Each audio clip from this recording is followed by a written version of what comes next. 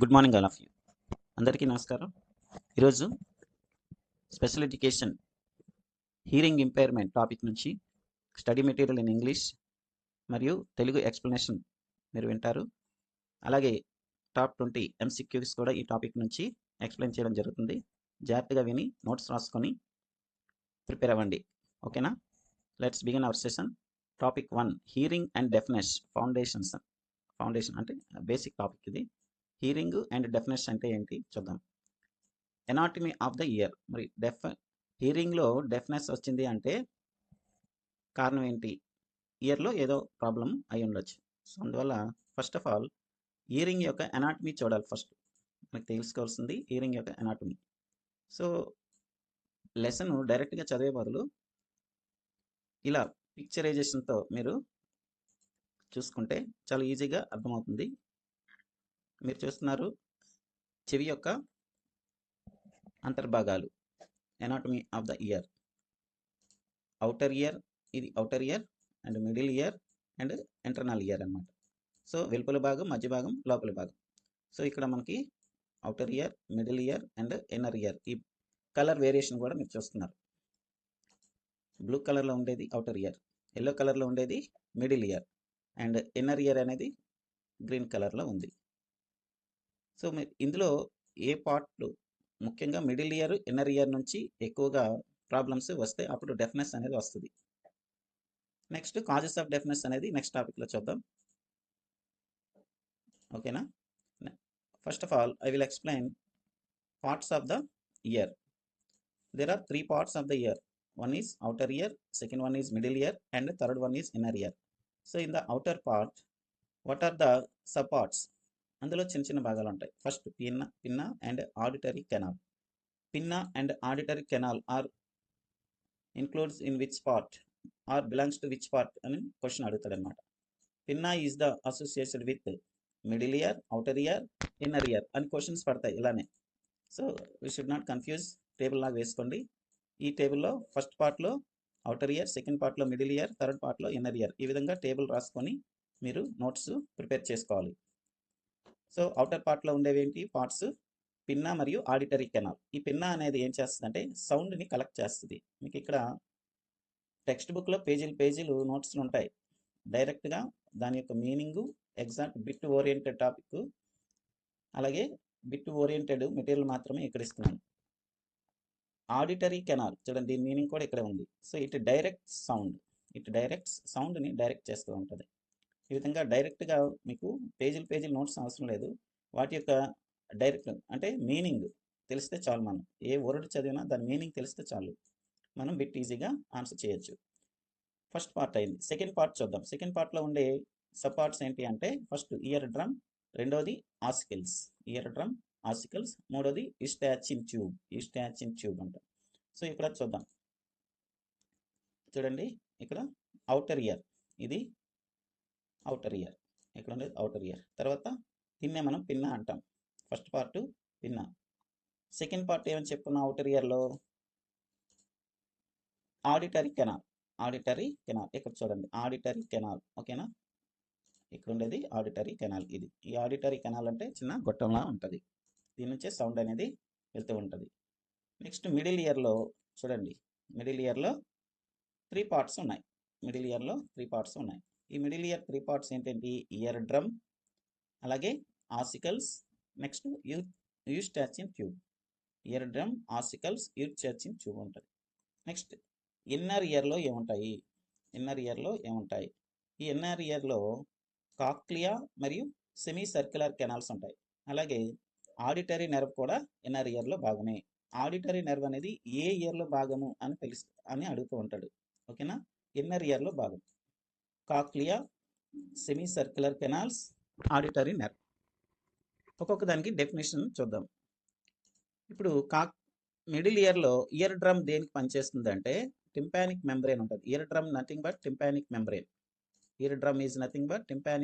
ఇది చాలా ఇంపార్టెంట్. ఈ టింపానిక్ మెంబ్రేనే ఇక్కడ చూడండి ఉంది.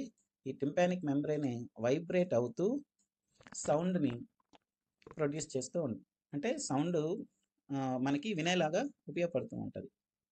అలాగే పెద్ద పెద్ద ధ్వనుల్ని కూడా కొంచెం ఫిల్టర్ చేసి చెవి పాడవకుండా కాపాడుతూ ఉంటుంది tympanic membrane. Next part ossicles. ఆసికల్స్లో ఉండేవి మాలియస్ ఇంకా స్టేపిస్. ఇవన్నీ కూడా చిన్న చిన్న బోన్స్ అన్నమాట. ఇక్కడ చూడండి, ఇక్కడ ఉండేవి బోన్స్. ఇవి ఇందులో చూడండి, మాలియస్ ఇంకా స్టేపిస్. ఈ 3 బోన్స్ కూడా చాలా చిన్నవి. అందులో కూడా చాలా చిన్నది which one is the smallest bone అంటే స్టేపిస్. మాలియస్ ఇంకా స్టేపిస్. ఈ స్టేపిస్ అనేది చాలా చిన్న బోన్. ఈ మూడిట్లో కూడా చిన్నది ఏది అని అడుగుతాడు, బిట్ ఎక్కువ సార్లు అడిగాడు. మాలియస్ ఇంకా స్టేపిస్ ఇవన్నీ చిన్న బోన్స్. ఇందులో వీటిని మనం ఆసికల్స్ అని పిలుస్తాం. ఇవి ఎందులో ఉంటాయంటే మిడిల్ ఇయర్లో ఉంటాయి. ఓకేనా. నెక్స్ట్ ఇన్నర్ ఇయర్లో కాక్లియా. ఇది దేనికి ఉపయోగపడుతుందంటే hearing organ with hair cells. అంటే లోపల చెవిలో చిన్న చిన్న వెంట్రుకలాగా వస్తూ ఉంటాయి. అంటే అవి డస్ట్ని వీటిని ఫిల్టర్ చేస్తూ ఉంటాయి. ఆ పార్ట్ని ఏమంటామంటే కాక్లియా అంటాం. ఓకేనా. నెక్స్ట్ సెమీ సర్క్యులర్ కెనాల్స్ అనేవి ఉంటాయి. ఇవి ఎందుకంటే బ్యాలెన్స్ చేస్తూ ఉంటాయి, సౌండ్ బ్యాలెన్స్ చేస్తూ ఉంటాయి. సో సౌండ్ బ్యాలెన్స్కి semicircular canals. Next auditory nerve. అంటే ఈ ఆడిటరీ నర్వ్ అంటే మరి ఇది ఇక్కడ నుంచి ఈ చెవి నుంచి బ్రెయిన్కి సందేశాలు వెళ్ళాలన్నా, బ్రెయిన్ నుంచి చెవికి సందేశం రావాలన్నా ఒక నాడి అనేది పనిచేయాలి. దాన్ని ఆడిటరీ నర్వ్ అని పిలుస్తాం. ఈ ఆడిటరీ నర్వ్ నెంబర్ చూడండి, క్రేనియల్ నర్వ్స్ ఇవి. ఈ క్రేనియల్ నర్వ్స్లో నెంబర్ 8. ఇవి డెప్త్గా అడిగితే కంటెంట్ వాళ్ళకి ఉపయోగపడతాయి. క్రేనియల్ నర్వ్ 8కి సంబంధించింది ఈ ఆడిటరీ నర్వ్. నెంబర్లు కూడా ఇస్తారు కొన్నిసార్లు. ఓకేనా. ఇది ఇయర్ యొక్క ఎక్స్ప్లెనేషన్. ఇప్పుడు టైప్స్ ఆఫ్ హియరింగ్ లాసెస్ చూద్దాం. టైప్ ఆఫ్ హియరింగ్ లాసెస్లో first the conductive hearing loss. చాలా చాలా చాలా ఇంపార్టెంట్. ఇక్కడ నుంచి బిట్టు 100% ఇందులో నుంచి అడుగుతున్నాడు. 100% బిట్టు టైప్స్ ఆఫ్ హియరింగ్ లాస్. ఓకేనా. చాలా జాగ్రత్తగా నోట్స్ రాసుకొని కీ కోడ్స్ ద్వారా మనం గుర్తుపెట్టుకోవాలి.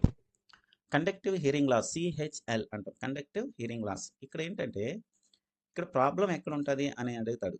అవుటర్ ఆర్ మిడిల్ ఇయర్లో ప్రాబ్లం ఉంటే ఇది వస్తుంది. The sound does not reach inner ear. మరి అవుటర్ మిడిల్ ఇయర్లో సౌండ్ వస్తే ఎక్కడికి సౌండ్ చేరదు అంటే ఇన్నర్ ఇయర్కి సౌండ్ చేరదు. ఎప్పుడైతే ఇన్నర్ ఇయర్కి సౌండ్ చేరదో మనకి వినిపించదు సరిగ్గా. ఓకేనా. ఫర్ ఎగ్జాంపుల్ వ్యాక్స్ అంటే చెవిలో ఉండే గులిమి, అలాగే ఇయర్ ఇన్ఫెక్షన్స్ ఏవైనా సరే, ఓటిస్ మీడియా అని పిలుస్తారు. ఓటిటిస్ మీడియా ఇయర్ ఇన్ఫెక్షన్ వస్తే, ఓకేనా, ఇవి కండక్టివ్ హియరింగ్ లాస్ అనేది వస్తుంది. ఈ కండక్టివ్ హియరింగ్ లాస్ అనేది ఏ ఇయర్లో వస్తుందని అడుగుతాడు. అవుటర్ ఆర్ మిడిల్ ఇయర్లో మనం పిలుస్తాం. ఓకే. దీనికి కారణం వ్యాక్స్ ఏర్పడడం, అలాగే ఇన్ఫెక్షన్స్ రావడం. ఇది ఇట్ క్యాన్ బి క్యూరబుల్. మనం ఇయర్ డ్రాప్స్ ద్వారా డాక్టర్ని సంప్రదించడం ద్వారా క్యూర్ చేసుకోవచ్చు. Conductive hearing loss can be cured. It can be cured. Okay. Next సెకండ్ది సెన్సరీ న్యూరల్ హియరింగ్ లాస్. సెకండ్ది sensory neural hearing loss, SNHL. It damage to cochlea or auditory nerve. So కారణం ఏంటంటే cochlea లేదా auditory nerve damage అయితే ఇలాంటి hearing loss ఏర్పడుతుంది. Cochlea అంటే ఏ భాగమో చూసాం, అలాగే ఆడిటరీ నర్వ్ ఎక్కడ ఉందో ఇందాక ఫిగర్లో చూసాం. అక్కడ డ్యామేజ్ ఏర్పడితే వచ్చేది సెన్సరీ న్యూరల్ హియరింగ్ లాస్. చూడండి, న్యూరల్ అంటేనే తెలిసిపోతుంది ఆడిటరీ నర్వ్లో డ్యామేజ్ ఏర్పడితే. ఇది పెర్మనెంట్ హియరింగ్ లాస్కి దారితీస్తుంది. ఈ యొక్క లాస్ ఏంటంటే ఇక్కడ ఉండే ప్రాబ్లం దేనికి దారితీస్తుంది అంటే పెర్మనెంట్ హియరింగ్ లాస్కి దారితీస్తుంది. సో అందుకే జాగ్రత్తగా ఉండమంటారు doctors. Next mixed hearing loss. Mixed hearing loss అంటే ఈ పైన చెప్పిన 2 లాస్లు ఉంటే దాన్ని మిక్స్డ్ హియరింగ్ లాస్ అని పిలుస్తాం, అంతే, ఇంకేం లేదు. Next central auditory processing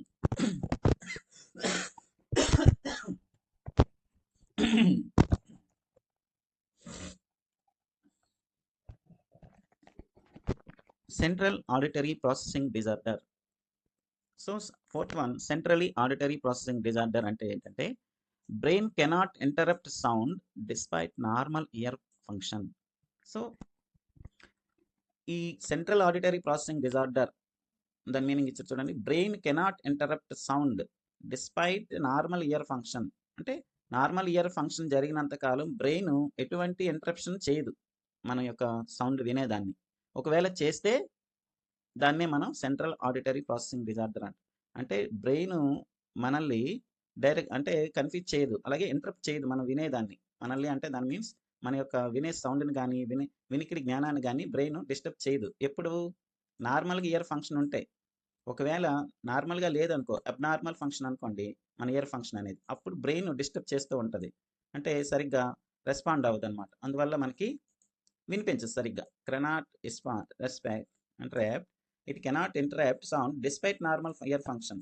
normal year function ఉంటే ఎందుకు ఇంటరప్ట్ చేస్తుంది? నార్మల్గా ఉంటే, అబ్నార్మల్గా ఉంటేనే ఇంటరప్ట్ చేస్తుంది. అలా ఇంటరప్ట్ చేస్తే దాన్ని సెంట్రల్ ఆడిటరీ ప్రాసెసింగ్ డిజార్డర్ అని పిలుస్తాం. Okay, next degree of hearing loss చూద్దాం.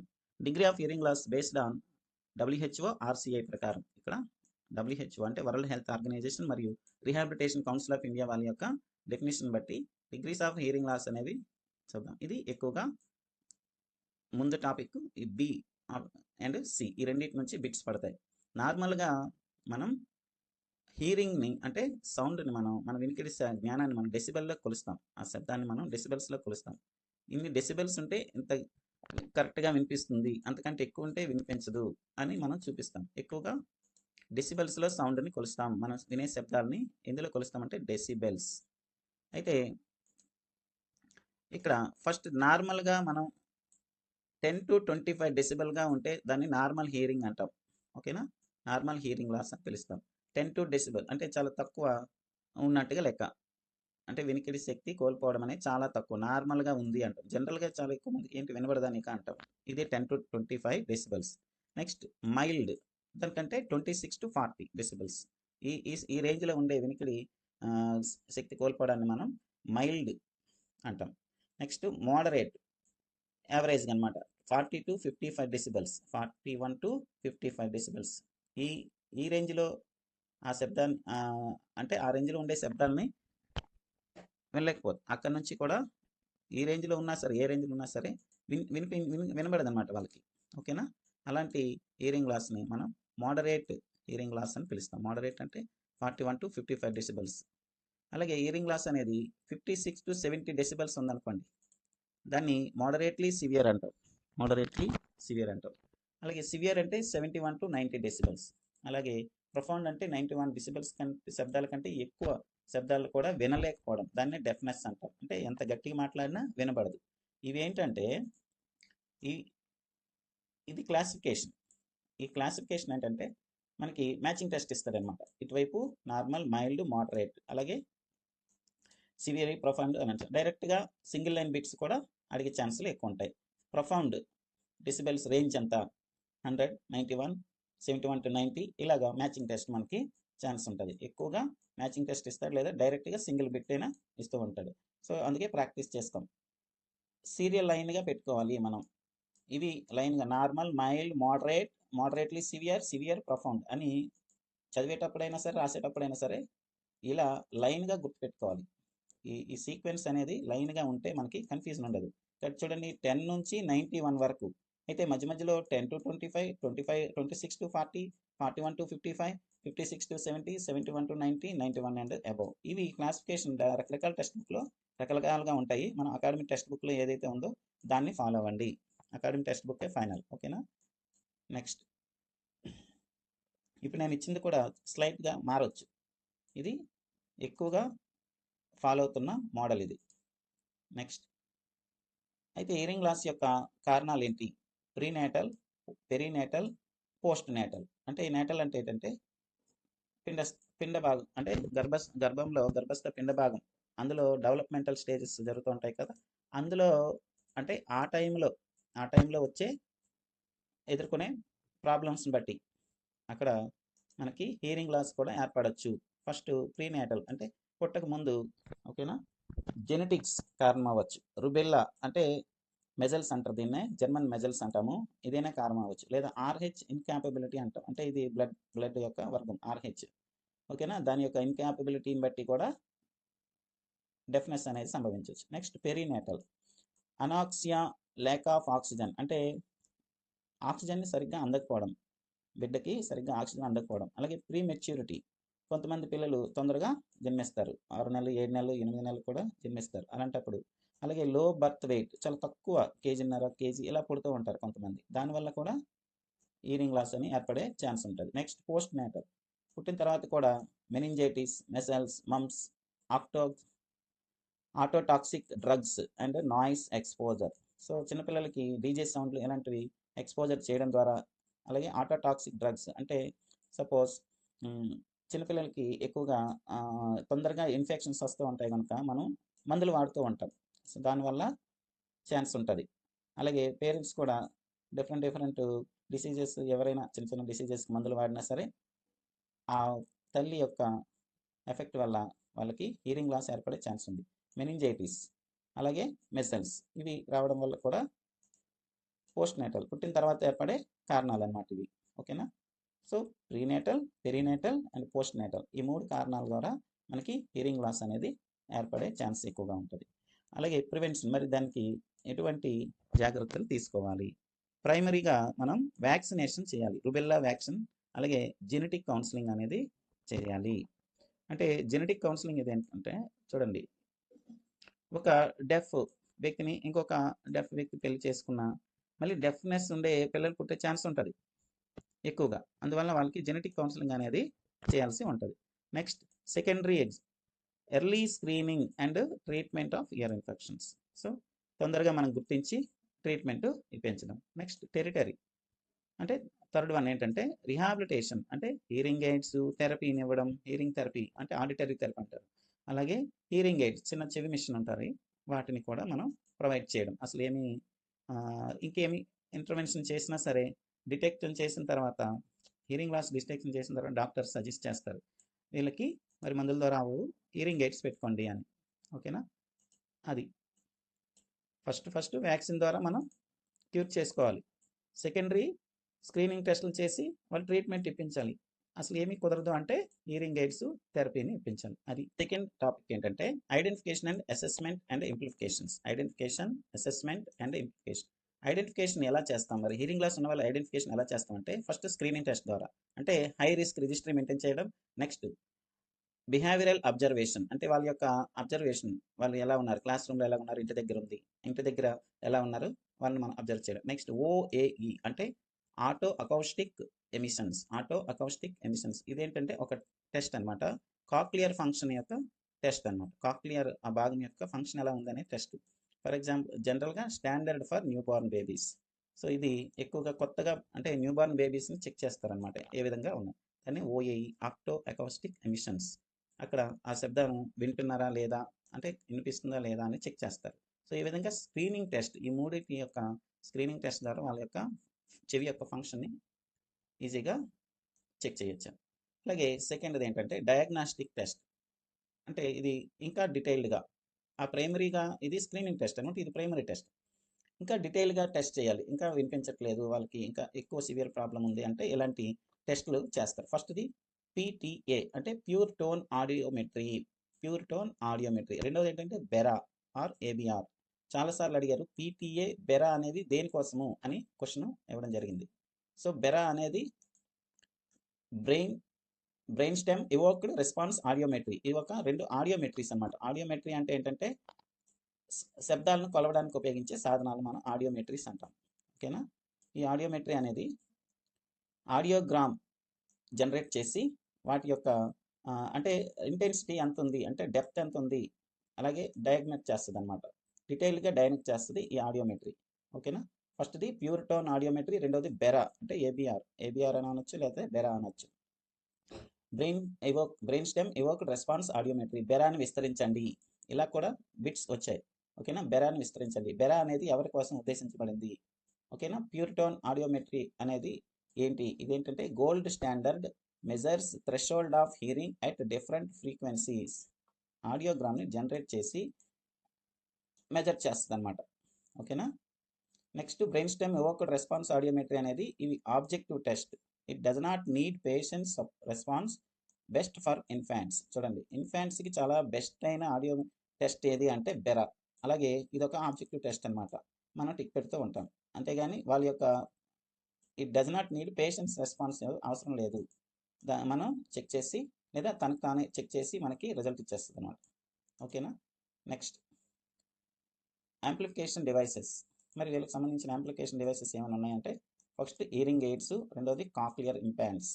ఓకేనా. హియరింగ్ ఎయిడ్స్ పెట్టుకోవడం ద్వారా కొంతమందికి వినిపిస్తుంది, కొంతమంది హియరింగ్ ఎయిడ్స్ పెట్టుకోరు, అంటే కొంచెం నమోషిగా ఫీల్ అవుతారు. అలాంటి వాళ్ళకి కాక్లియర్ ఇంప్లాంట్స్ చేస్తారు. కాక్లియర్ ఇంప్లాంట్స్ అనేది చేస్తారు. హియరింగ్ ఎయిడ్స్ ఏంటంటే ఉన్నాయి చూద్దాం. ఫర్ ఎగ్జాంపుల్ టైప్స్ ఉన్నాయి కొన్ని. బాడీ వార్మ్, ఇది ఓల్డ్ మెథడ్. అలాగే బీపీఈ అంటే బిహైండ్ ద ఇయర్, చెవికి వెనక వైపు ఇలా పెట్టుకుంటారు. మోస్ట్ కామన్గా చిన్నపిల్లలకి ఎక్కువగా యూజ్ చేస్తాం. అలాగే ఐటీసీ అంటే ఇన్ ద కెనాల్, అంటే చెవి లోపలికి కొంచెం దూరుస్తాం అనమాట. అలాగే సిఐసి కంప్లీట్లీ ఇన్ కెనాల్, లోపలే ఉంచేసుకుంటారు, కంప్లీట్గా ఉంటుంది, బయటికి చిన్నది కనిపిస్తుంది, అంతగా ఎక్కువగా కనిపించదు, కెనాల్లోనే ఉంచేస్తారనమాట. సో ఈ విధంగా హియరింగ్ ఎయిడ్స్లో టైప్ 1 అది. అలాగే పార్ట్స్ కొన్ని ఉన్నాయి. మైక్రోఫోన్ ఉంటుంది, ఈ మైక్రోఫోన్ సౌండ్ పికప్ చేస్తుంది. రెండోది యాంప్లిఫైయర్ ఉంటుంది, ఇది వాల్యూమ్ని ఇంక్రీజ్ చేస్తుంది. మూడోది రిసీవర్ ఉంటుంది, అంటే స్పీకర్ ఉంటుంది అనమాట. నెక్స్ట్ బ్యాటరీ కూడా ఉంటుంది. ఈ 4 పార్ట్స్. ఓకేనా. ఈ 4 పార్ట్స్ యూజ్ చేసి ఈ ఆడియోమెట్రీ డివైసెస్ అనేవి హియరింగ్ ఎయిడ్స్ అనేవి పనిచేస్తాయి. Okay. Next cochlear implants, surgically implanted devices for severe profound SNHL, severe profound bypassing damaged hair cells and stimulates the auditory nerves directly. So cochlear implants అనేవి ఈ ఎక్కడైతే damage అయ్యిందో sound, అలాగే auditory nerve అనేది ఎక్కడైతే damage అయిందో అక్కడ surgery చేసి ఇంప్లాంట్ చేస్తారు. దీన్ని అక్కడ ఇంప్లాంట్ చేస్తారు. దాన్ని మనం కాక్లియర్ ఇంప్లాంట్స్ అంటాం. దీని ద్వారా సౌండ్ మళ్ళీ రిస్టోర్ అవుద్ది అనమాట. అసిస్టివ్ లిజనింగ్ డివైస్, ALDs అంటారు. అసిస్టివ్ లిజనింగ్ డివైస్ ఇవేంటి? FM system, loop induction system for class rooms ఎక్కువగా ఉంటాయి ఇవి. FM సిస్టమ్ మరియు లూప్ ఇండక్షన్ సిస్టమ్ క్లాస్ రూమ్స్లో ఎక్కువగా యూజ్ చేస్తూ ఉంటారు. అలాగే ఈ సౌండ్ డివైసెస్ ఏంటంటే చాలా తక్కువ లో వాయిస్ ఉన్న వాళ్ళకి చాలా ఉపయోగపడుతుంది. నెక్స్ట్ ఆడిటరీ లెర్నింగ్ లేదా ఆడిటరీ ట్రైనింగ్ గురించి మాట్లాడుకుందాం. Erber's hierarchy of auditory skills. Erber's hierarchy of auditory skills, ఇది ఎగ్జామ్ ఓరియంటెడ్ చూసుకోండి. Detection, next discrimination, next identification, next comprehension. So detection అంటే presence versus absence of sound. Suppose I hear it, presence versus absence of sound, నాకు వినిపిస్తుంది వినిపించదు అనేది detection. Discrimination ఏంటంటే same versus different, pa versus ba, పాకి బాకి తేడాలన్నమాట. పా బా రెండు ఒకేలా అనిపిస్తాయి, కానీ డిస్క్రిమినేషన్ అనేది ఉండాలి. అది చేస్తున్నారు లేదా తెలుసుకోవాలి మనం. నెక్స్ట్ ఐడెంటిఫికేషన్, మూడోది ఏంటంటే ఐడెంటిఫికేషన్. ఇది ఒక auditory skill. Recognize the sound, that is a dog, that is a dog. ఈ డాగ్ అనేది సౌండ్ని రికగ్నైజ్ చేయడం, అదొక డాగ్ అని. నెక్స్ట్ ఫోర్త్ వన్ ఏంటంటే comprehension, understand meaning. So go and open the door అంటే వెళ్ళి డోరు ఓపెన్ చేస్తాడు, అంటే వాడికి అర్థమైనట్టుగా లెక్క. సో ఈ విధంగా 4 స్టేజెస్లో 4 స్కిల్స్ ఉంటాయి. ఈ 4 స్కిల్స్ని కూడా సరిగ్గా పనిచేస్తున్నాయి లేదా టెస్ట్ చేస్తారనమాట. జనరల్గా వినికిడి జ్ఞానం ఉంది లేదా అనేది తెలిసిపోద్ది వీటి ద్వారా. అందుకే Erber's hierarchy of auditory skills అనేవి 4 అని చెప్పాడు. First detection, discrimination, identification, comprehension, DDIC. Okay. Next topic 3 చూద్దాం. Communication, language and speech. Communication, language and speech. ఆ స్పీచ్ సంబంధించి చూద్దాం. ఇందులో ఫస్ట్ది mode of communication. Mode of communication అంటే జనరల్గా oralism, first oralism, next manualism, next total communication. So వీళ్ళకి ఏ విధంగా కమ్యూనికేట్ చేసి విద్యను మనం అందించాలి అంటే ఫస్ట్ ఓరలిజం, స్పీచ్ని మీద ఫోకస్ చేయాలి, లిప్ రీడింగ్ మీద ఫోకస్ చేయాలి, అలాగే వినికిడి పైన ఫోకస్ చేయాలి. ఎటువంటి సైన్స్ వాడరాదు, ఇక్కడ ఏ సైన్స్ ఉండవు. ఓరలిజం, అంటే ఓరల్గా వాళ్ళని మనం చెప్పి లిప్ రీడింగ్ ద్వారా చెప్పి స్పీచ్ రీడింగ్ అనమాట. లిప్ రీడింగ్ అంటే స్పీచ్ ఫంక్షన్ ద్వారా మాత్రం వాళ్ళకి ఇన్స్ట్రక్ట్ చేసి విద్యని నేర్పిస్తాం. ఇదొక కమ్యూనికేషన్.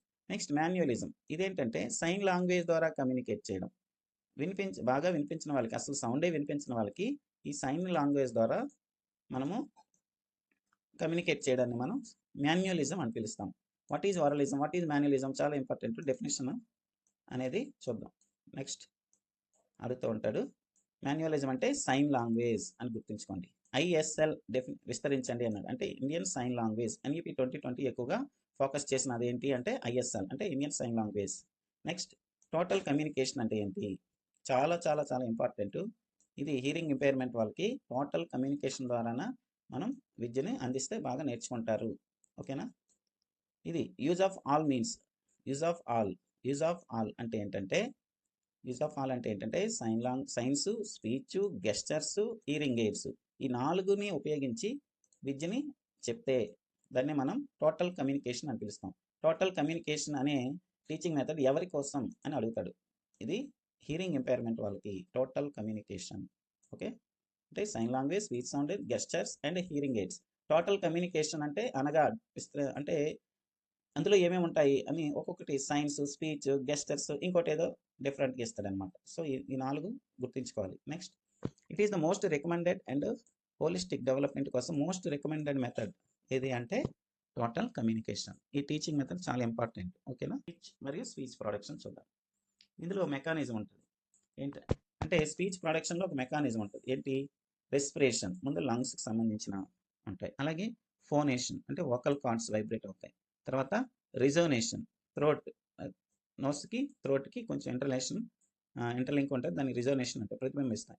అలాగే ఆర్టిక్యులేషన్ అంటే టంగ్, లిప్స్, టీత్, టంగ్ ఈ 3 ద్వారా మనం ఆర్టికులేట్ చేసి సౌండ్ ప్రొడ్యూస్ చేస్తాం. ఇదే మెకానిజం. అంటే సౌండ్ ప్రొడక్షన్ చేసే మెకానిజం ఏంటంటే లంగ్స్, ముందు ఊపిరి పీలుస్తాం, తర్వాత ఫోనేషన్, వోకల్ కార్డ్స్ వైబ్రేట్ అవుతాయి రివర్స్లో గాలి వచ్చేటప్పుడు.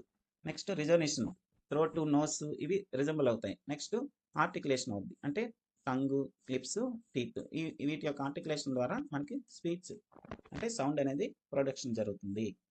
అది మెకానిజం. ఈ మెకానిజము చాలా ఈజీయే, మనందరికీ తెలిసినదే. నెక్స్ట్ స్పీచ్ సౌండ్ చూద్దాం. ఓవెల్స్, ఓపెన్ ఓకల్ ట్రాక్ట్ నుంచి A, E, I, O, U అనే ఓవెల్స్ సౌండ్స్ వస్తూ ఉంటాయి ఓపెన్ ఓకల్ ట్రాక్ట్ నుంచి. అలాగే కాన్సనెంట్స్ అనేవి అబ్స్ట్రక్టెడ్ ఎయిర్ ఫ్లో ద్వారా సౌండ్ ప్రొడ్యూస్ చేయబడతాయి. Obstructed air flow P, B, T, K, D అని వస్తాయి అన్నమాట. అబ్స్ట్రక్షన్ అనమాట, ఎయిర్ ఫ్లోని అబ్స్ట్రక్ట్ చేసేవి ఇవి పిబి, టిడి, కే, జి ఇవి ఉంటాయి. ఇంకా 4 ఇచ్చాడు, ఇంకొన్నాయి. అలాగే సూప్రాసెగ్మెంటల్ అంటే ఇంటోనేషన్, రిథమ్, స్ట్రెస్, పిచ్ ఇవన్నీ కూడా స్పీచ్ సౌండ్స్కి సంబంధించిన టర్మ్స్ అనమాట. ఇంటోన్కి సంబంధించి. అలాగే రిథమ్, ఒక రిథమిక్గా మాట్లాడడం, స్ట్రెస్ ఇవ్వడం, భీ అని స్ట్రెస్ ఇస్తాం, పిచ్ సౌండ్, హై పిచ్, లో పిచ్. సో ఇవి ఎక్కువగా డెఫ్నెస్ ఉండే పిల్లలకి ఇవి ఎఫెక్ట్ అవుతూ ఉంటాయి ఇందులో. అంటే ఇంటోనేషన్, రిథమ్, స్ట్రెస్, పిచ్ ఇవేవి కూడా సరిగ్గా ఉండవు, వాళ్ళు మాట్లాడేటప్పుడు ఉండవు.